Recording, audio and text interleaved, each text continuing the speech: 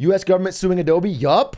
Hey, good news. Couple bits of good news. First of all, U.S. government suing Adobe for making it difficult to cancel and making it very weird about their pricing. It's awesome. Everyone hates Adobe. Let's get the exact details. U.S. is suing Adobe over hard to cancel subscriptions. They hid details of expensive cancellation fees.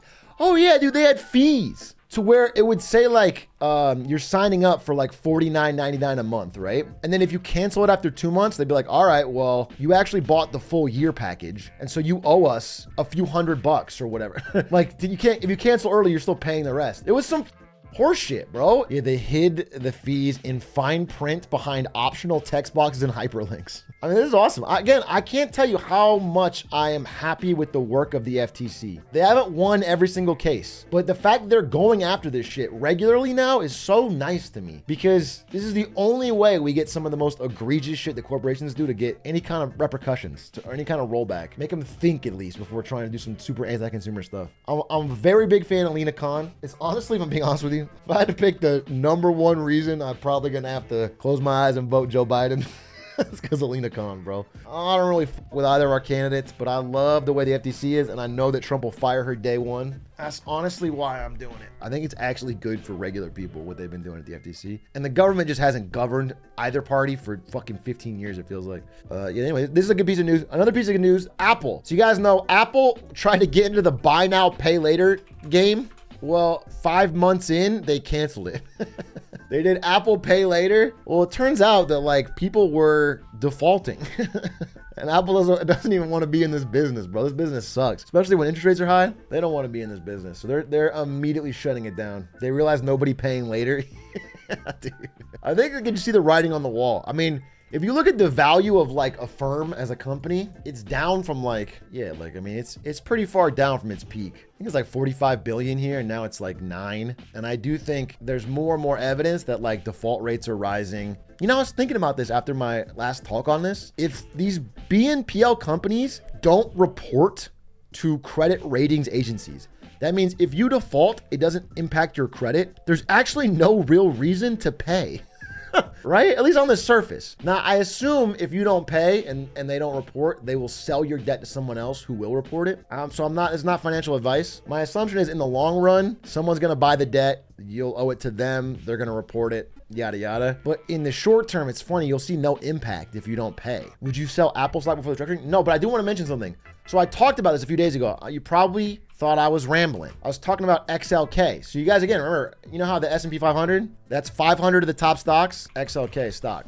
This is like a fund that buys a little bit of all the top technology stocks in America. There's hundreds of billions of dollars in this fund. Whatever are the 2 most valuable companies in this fund, the XLK has to buy a larger share of their stocks. And I mentioned that Apple was desperately trying to not let NVIDIA pass them. Well, it happened. This article came out today. So I pre-called it. In XLK, NVIDIA passed Apple. So now this thing has to sell billions of Apple stock and buy billions of NVIDIA. And again, these passive flows where every month money's flowing in and they buy a little bit of their stock are like a huge reason why stocks have been hitting unreasonable heights lately. So this is bad. I mean, this is bad for Apple. Yeah, 11 billion Apple shares, 10 billion NVIDIA, and then this keeps going, you know, this passively continues. How long do they have? I don't know who it's exactly have to do it, but I think they already locked it in. It was based on Friday, but yeah, this is happening. So that's an interesting headwind for Apple, for sure. Does this mean NVIDIA to the stars? I don't know, but on a surface, that's like decently good for NVIDIA and decently bad for Apple. Just because passive flows have like a multiplier effect. Hey, Shrock, so if these BNPL services don't sell my debt and they never report it, but I think they do sell your debt. That's the thing. I think a collections agency is going to buy your debt and then they're going to fucking hunt you down for what you owe. That's what I think. I'm not 100%, but there was a BNPL company here in New Zealand that just went into receivership yesterday. Bro, I'm telling you, it's happening. I'm telling you that it's happening. Gen Z and millennials are overspending on credit cards and BNPL. They're doom spending, bro. They're doing revenge spending. They're like saying, I can never get a house, so why even save for it? They're spending like crazy. And then when they can't afford it with what they have, they're putting it on credit cards and BNPL. And it is catching up. What's the worst thing that can happen? I don't mind going to jail for some free Taco Bell. No, then you're good, bro. You're good. Enjoy it. Enjoy that Cantina chicken chiller. If you truly don't mind, then nothing that'll happen will be that bad. You're good.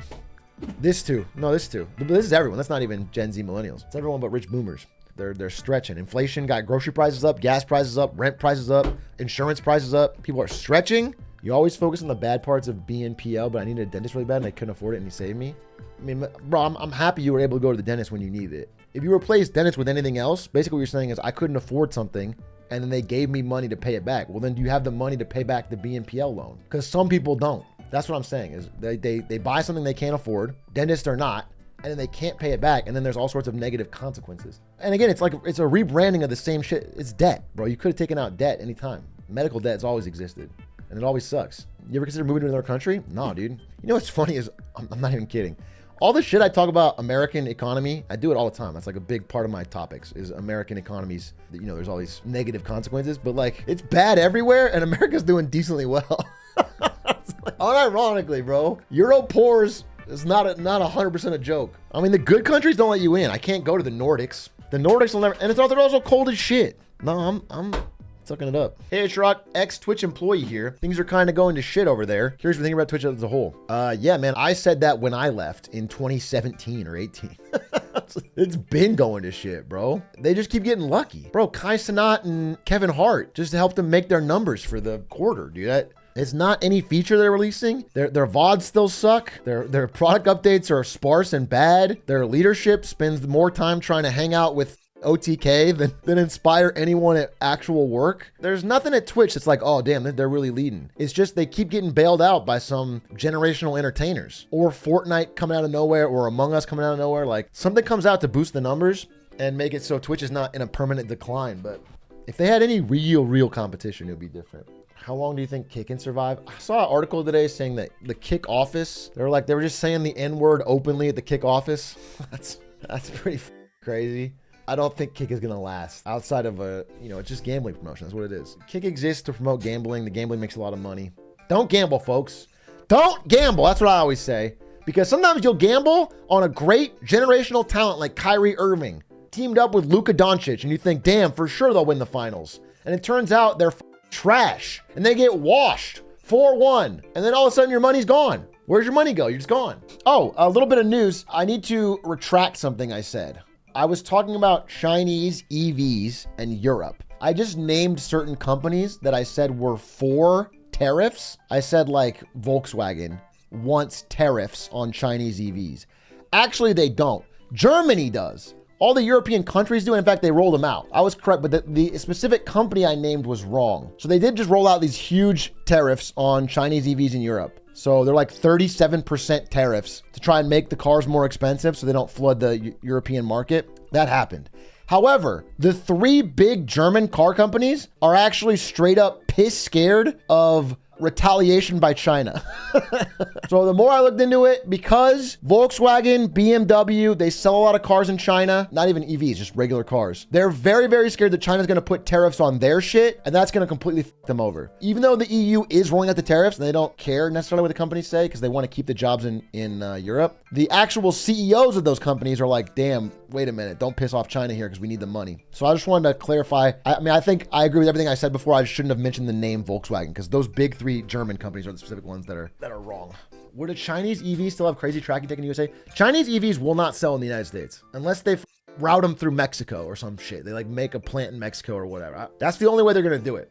The tariffs from America to China EVs are massive, much bigger than Europe's. But in Europe, they're selling quite well. So still cheaper than Tesla, surely. I don't know about in America. In America, we have like 100+% tariff. But in Europe, they are still cheaper. Like BYD's cars, even with a 34% tariff, are still cheaper. That's how insane. If they strap a gun to the Chinese EVs, would they sell better? In America, yes. In Europe, probably not. In America, if we can get a free gun with our electric vehicle, that might just win people over.